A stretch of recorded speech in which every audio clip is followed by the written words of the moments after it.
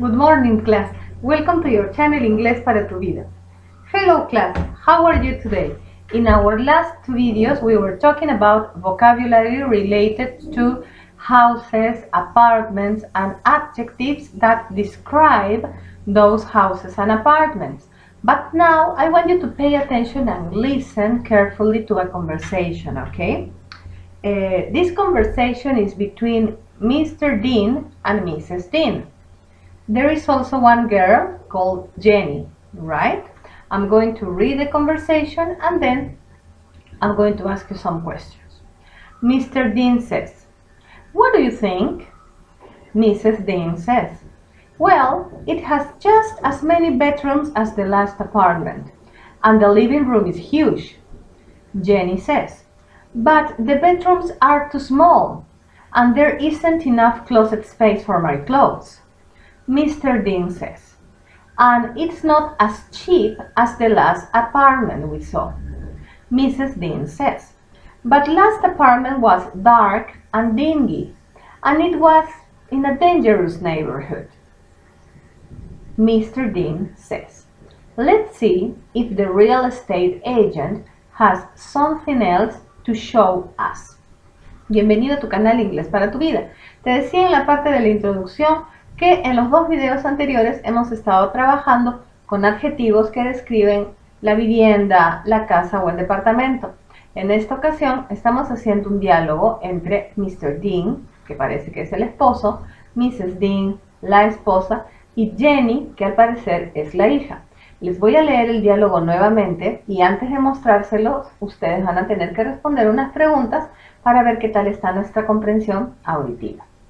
Mr. Dean: "What do you think?"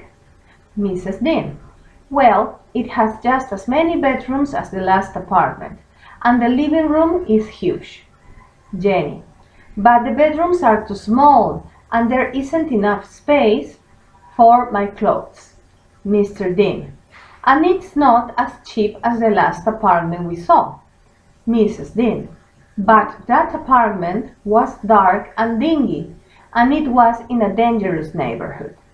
Mr. Dean: "Let's see if the real estate agent has something else to show us." Vocabulario que debiéramos trabajar aquí: real estate agent o el agente inmobiliario, la persona que se encarga de vendernos las casas. ¿Cuáles las preguntas que les vamos a hacer aquí? La primera: What does Jenny like about it? What does Jenny like about it? Recuerda, puedes poner en pausa el video, puedes retrocederlo para ver la parte en que habló Jenny. La segunda pregunta: What doesn't she like? Una es What does Jenny like about the apartment? Y la siguiente es lo opuesto: What doesn't she like? Ahora te voy a mostrar el diálogo completo. Tú lo puedes poner en pausa,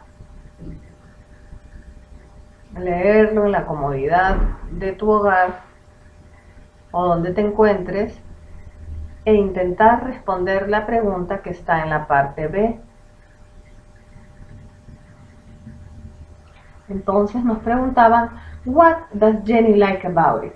En la parte de Jenny dice, the bedrooms are too small, eso no parece positivo, and there isn't enough closet space for my clothes.